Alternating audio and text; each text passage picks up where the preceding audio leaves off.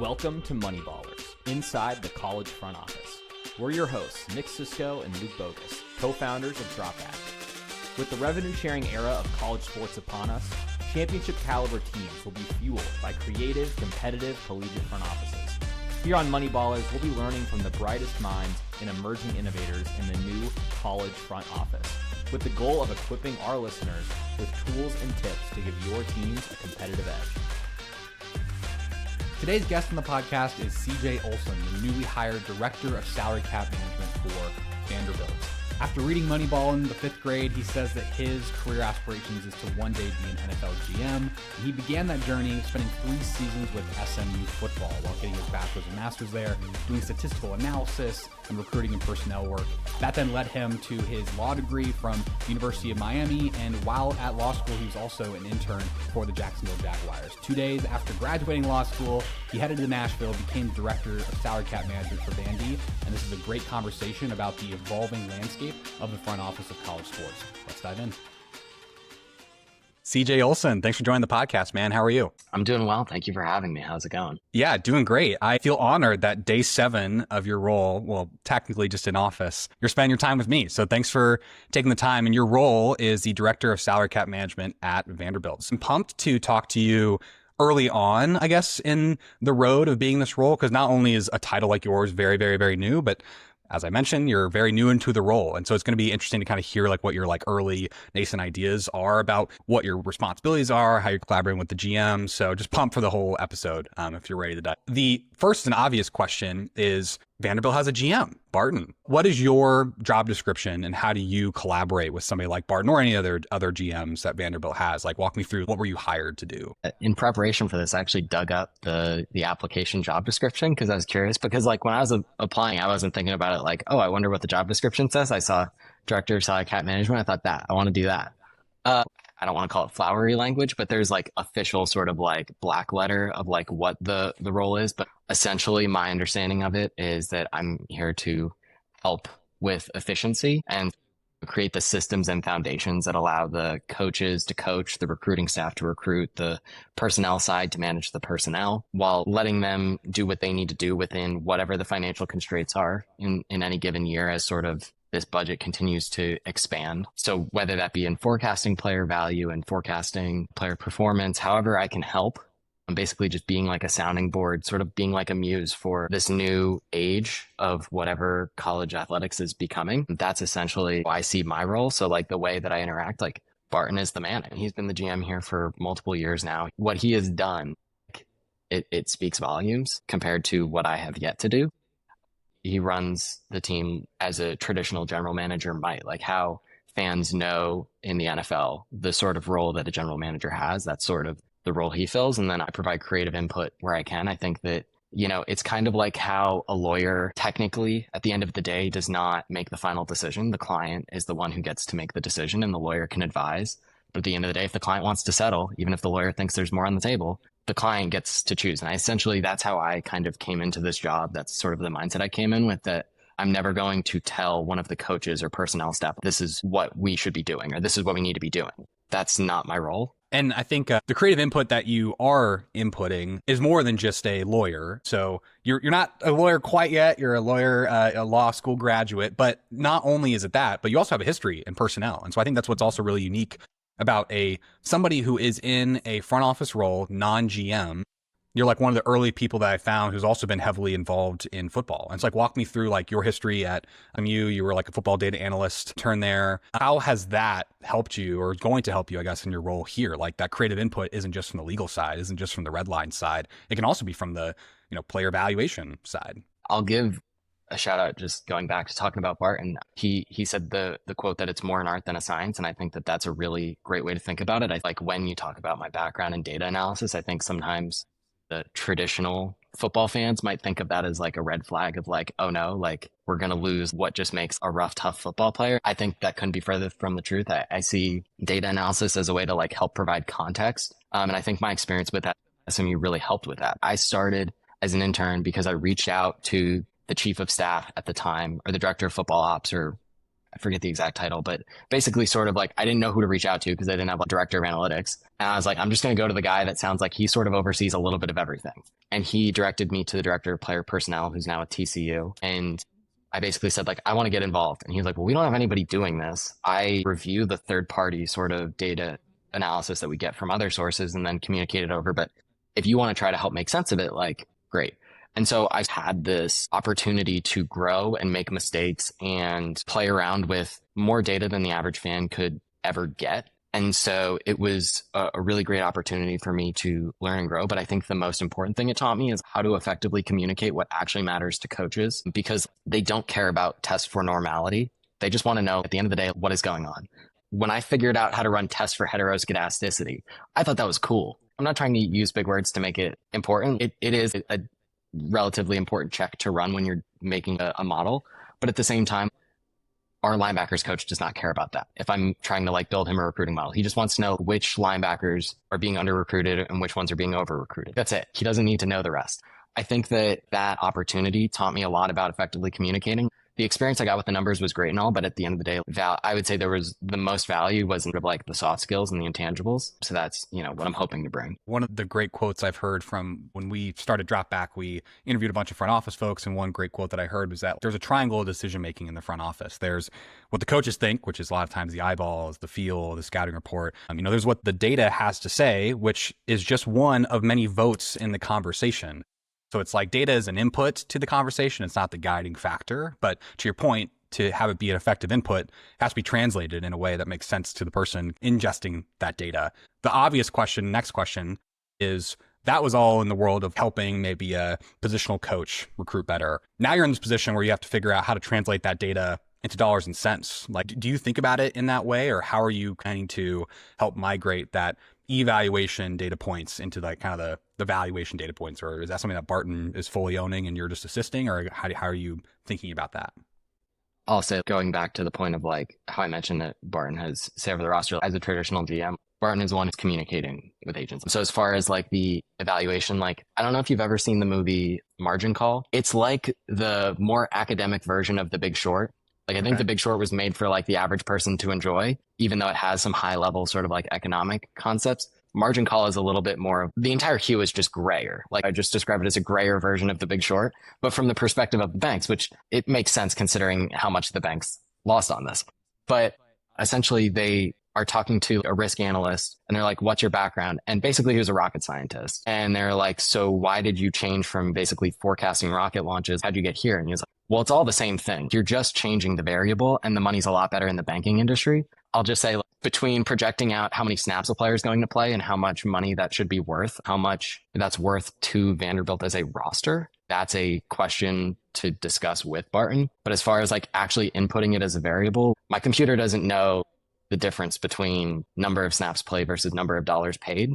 There's a little bit more at stake when we're talking about dollars, just because it's people's livelihood. So I don't want to be insensitive to that. But at the end of the day, the models are the models, if that makes sense. Yeah, that does make sense. And we'll come back to talking about the models a little bit more, but you'd mentioned it, Barton, one thing that he owns is the agent's side of things. Talk about it specifically. What are some responsibilities that are like fully you versus like fully him? Of course, you collaborate on a lot, but are there things that you mentioned you want the coaches to continue coaching? Like, what are the things that you feel like you need to take on as the director of salary cap management to make sure that that's true? I would say sort of like the creative problem solving of the amount of dollars that exist basically in the pool. I would say that's sort of where like I can provide insights, basically trying to make things more efficient, trying to lay the foundation so that way when it comes time to essentially negotiate with an agent, or we also have an associate general counsel who does the redlining for things that aren't related to personnel. So in those negotiations, they need to be prepared. They need to know what to talk about. So especially in discussing with an agent, if they say,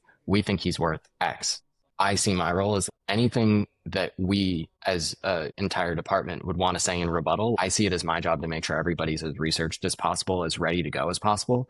Because a lot of times something that was stressed to me during the interviews is like with the transfer portal, things are happening so fast. From when the portal opens to when a guy commits, sometimes there's a couple hours and you can't just be sitting around and waiting. Okay, now we know he's in the portal. Let me run this elaborate model to see what it tells me. Part of what I want to do, like an overarching project without giving actually the project away, is I want to find a way to essentially automate a lot of what we're doing for our own internal sort of spreadsheets and databases we have. Obviously, like the third party stuff gets automated as is, but the sort of the stuff on our end, I want to try to make sure that's automated as possible. So that way context can be provided after every single week of games. So that way we know, hey, this guy who we thought, we'd have him for a couple extra years. What do we do about finding either the replacement on the roster or on the market if there's money for it or whatever? Essentially, that's what I see my role as being, is sort of just so everybody can be as prepared as possible. I took a networking call with somebody interested in getting into sports, and they asked about like, well, I'm sure the roster's already built. Like, what are you even doing? And I'm working for next year. The contracts are in. And obviously I also, another process I own is sort of help making sure, like liaising with the business office to make sure the paychecks are going out on time, right? Like that's very important. That's how you lose a guy. If all of a sudden paychecks stop showing up. I do still have the day-to-day stuff of like what's going on right now, but for the most part, I want to make sure that when December hits and the football portal opens, or in March when the basketball portals open, I want to make sure that coaches aren't on their back feet ever. That's essentially how I see it. Yeah, I like that. Just like adding enough rigor of data, enough rigor of thought, at least as like a checking point to the decisions you're about to make. It might be the guiding light in some decisions, but for the most part, it's just going to be extra context that the team can have to make their final decision. I like kind of how you're phrasing that. I guess on that thread of like all this work that you do for the football team, obviously you're also for the athletic department. Do you feel that a lot of the same processes and way of thinking translates to the other rev-share eligible sports? Yes and no. And going back to the point I made about like, the model is the model, like no matter what variables you're putting in, as long as you have the right principles. But I think going back to the soft skills element of knowing how to communicate, for example, like the men's basketball team versus women's basketball team versus football team versus baseball team, the dynamics are so wildly different and the cultures of all the sports are so wildly different. So I wouldn't say necessarily that's one size fits all. I think it's more so figuring out what each coach is looking for out of the role, what I think I can provide, and then going from there and being adaptable, being flexible based on where I can fit in. During one of my interviews, I got asked, what are you going to do when a coach tells you something you disagree with? And I was like, I'm just going to move on. Like I mentioned, it's not my job to like tell people no. Like as long as it doesn't get us in trouble with the NCAA for going over the house settlement cap, then bosses are going to need to get involved. But for the most part, if it's just like a personnel decision and the coach says no, it's all right. Then the coach says no, we move on to the next things. Just depending on which sport, I think there are certain principles like that carry over. But as far as the individual processes, what each coach is looking for, I think that's a coach by coach decision rather than like a sport by sport decision, if that makes sense. Yeah, it does make sense. And that actually brings up a really good point about like the importance of where your role comes in as well, which is like, again, pre-settlement era, it was kind of bottoms up accounting for like figuring out how much we're going to pay for our payroll through the guise of NIL, quid pro quo, whatever. It was just like we made deals with everybody, we added it up, and we're like, holy crap, we owe this much money. And that just kind of happened. And now we have a world where, of course, there's the cap, the salary cap from the settlement, but there's also this added nuance of like the salary cap is for the whole department, obviously. And so then somebody has to input some sort of rigor of a budget for every team. And so you kind of have this experience of going through multiple seasons through just like bottoms up accounting. You add up your budget. If you're over budget, then you just call another donor and you figure something out, to where like now you actually have to have some rigor with the dollar amount that you projected and committed and budgeted. And if you overspend, well, you got to push and pull against the other parts of the department. If volleyball overspends by $100,000, that's $100,000 coming from somewhere else. How do you think about that problem as far as your responsibility and role to kind of make sure that people stay within their checks and balances, but also having to be competitive sometimes and make that decision where if you do go over budget, well, that might be a good decision to make because that player is generational and they're worth that value. So we'll make it work. Those kind of like over budget intentional decisions, I'm sure comes up to you. Any thoughts about how you think through that? Nervously, I would say, is how I think about that. I can't speak to what happened before July 1 on account of the fact that my contract started July 1. So I'm not going to speak on what I don't know about.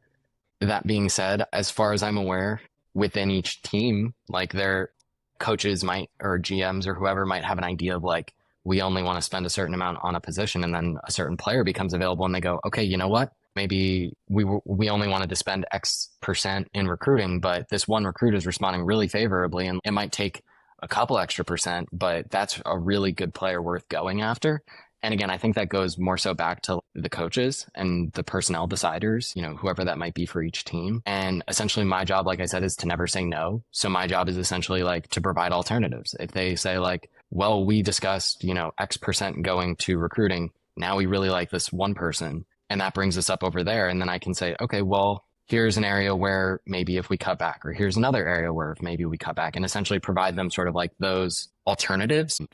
Of course, you need to stay in budget. If you go out of budget, people get in trouble and whatever. But also, as long as it's not the cap budget, it's like you have to intentionally be flexible if opportunities arise. Like you mentioned, a great recruit you need to overspend for, and then your responsibility is to come in and help them be flexible, basically. Like their job is to coach and recruit and get the best players, and it's your job to make sure that they can do that. And if they want to do that, which means going over budget in certain places, how do you kind of put the Lego pieces together and reorient them such that it all works out? So, I mean, that's a really good response. That the answer doesn't have to be no because you're overspending. It can be yes, but yes requires you to go through a different version of, okay, well, that means we have to underspend here, and thinking through those creative scenarios. So that's a great response. And the second part is that you have the ability to do that because of your background. I think there's also maybe a trend of folks who want to be in this new front office of college sports who maybe, aren't from the legal background, maybe aren't from the player personnel background. It's kind of hard to make an impact because if you don't have those, like that context or that like ability or that skill, it's kind of hard, but you happen to have both. And so being like a non-GM who has those backgrounds is very, very valuable to this new front office that Vandy is building. The question I'm trying to ask now is, would you recommend the setup and the structure that you have at Vandy, which is like somebody like you who kind of sits in this like multi-sport role, legal background, personnel background, assists with the GMs, provides the creative input? Like, do you feel that that's just like the way that all athletic departments are going to be going, where you have autonomous GMs for every sport, and there's kind of the GM of GMs, or just like the director of salary cap management? Do you feel like Vandy's structure is unique, or do you kind of feel like it's just the way of the future? So yes and no. I mean, I think it's so dependent on who you have on the staff and what the culture is of the place. I have really enjoyed, in the brief time I've been here, learning from my boss and learning from Barton. I think they're tremendous examples of, just like really great leaders. And I think that in a situation like that, having this objective, almost detached department, because the roster and finance department, like you mentioned, falls under the athletics department. Like, I think it works because there is a respect for, like, my boss used to work with the football team.